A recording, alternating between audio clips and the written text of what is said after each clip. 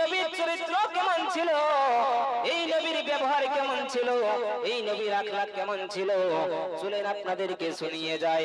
একদিন আমার আপনার নবী, দয়ার নবী, মায়ার নবী, রাহমাতুল লিল আলামিন নবী আমার একটা আপনার কবরস্থানের পাশ দিয়ে হেঁটে হেঁটে চলে যাচ্ছিলেন। যেই রাস্তার ধারে ছিল আপনার কবর, ওই কবরের পাশ দিয়ে আল্লাহর নবীর আগমন।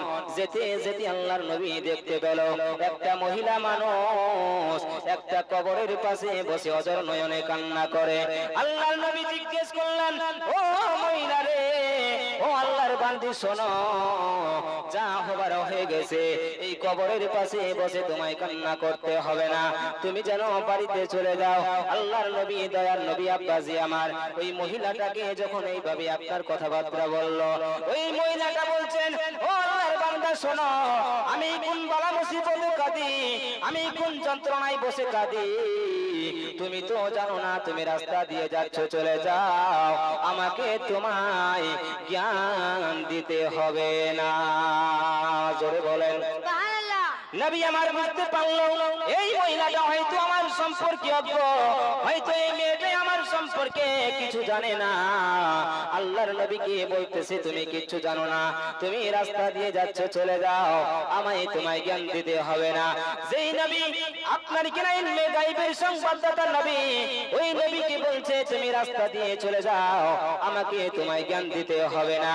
আল্লাহর নবী, দয়ার নবী, মায়ার নবী আমার মস্তক মোবারকখানা আপনার ঝুঁকে টুকটুক টুকটুক করে ওই রাস্তা দিয়ে হাঁটতে হাঁটতে চলে গেলেন। জোরে বলেন ওই নবী যাওয়ার পরে আরেকজন মহিলা মানুষ ওই মহিলাটাকে জিজ্ঞেস করে, যেই মহিলাটা আপনার কবরের পাশে বসে অজর নয়নে কান্না করতেছিল, সেই মহিলাটাকে জিজ্ঞেস করে, আরে হতভাগিনী শোন, যেই লোকটারে তুমি এত বড় অপমান করলে, যেই লোকটারে তুমি এত বড় তীরবিচ্ছুক যন্ত্রণা দিয়ে আঘাত করলে, সেই লোকটারে কি তুমি জানো, সেই লোকটারে তুমি কি চেনো?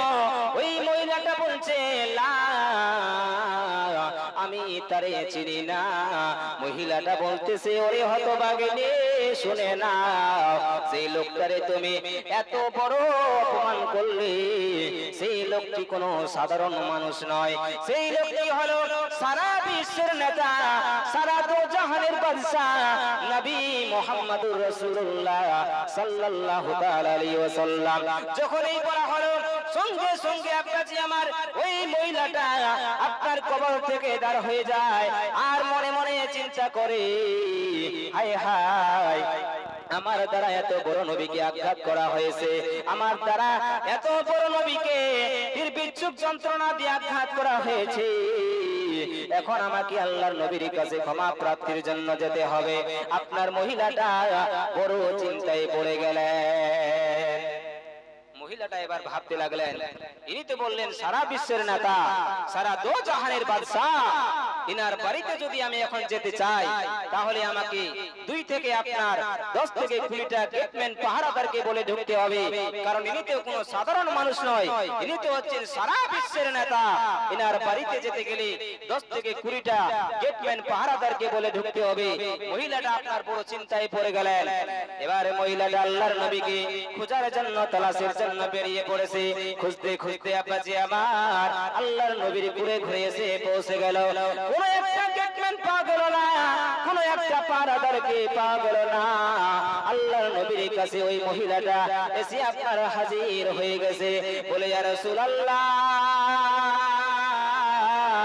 ইয়া হাবিবাল্লাহ নবীজি, ইয়া হাবিবাল্লাহ নবী গো, আমি আপনাকে না জেনে না বুঝে অনেক ধরনের গালি গালাজ দিয়েছি, ইয়া রাসূলুল্লাহ, হুজুর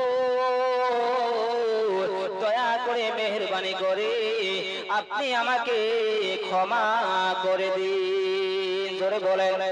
আমার নবী বুঝাতে চাইলো, ও আল্লাহর বান্দি শোনো, প্রথম আঘাতই হচ্ছে ধৈর্য করা, আর প্রথম আঘাতই হচ্ছে সহ্য করা।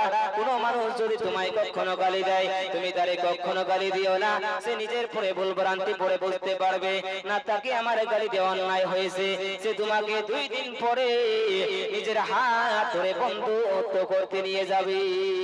জোরে বলেন সুবহানাল্লাহ। আর আমি আপনি হলে কি করতাম? ও যদি আমাকে একটা গালি দেয়, তাকে আমি 10টা গালি দিয়ে ফেলি, এটাই তো হয় কিনা? কিন্তু আমার নবীর চরিত্র সেই রকম ছিল না।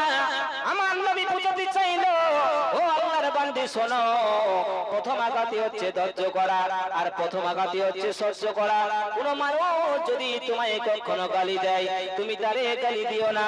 সে নিজে আপনার ভুল ভ্রান্তি পড়ে বুঝতে পারবে না তাকে আমার গালি দেওয়া অন্যায় হয়েছে। সে তোমাকে 2 দিন পরে নিজের হাত ধরে বন্ধুত্ব করতে নিয়ে যাবে। এই নবীর চরিত্র কেমন? আমাদের চরিত্র কেমন? আল্লাহর নবীর চরিত্র কেমন?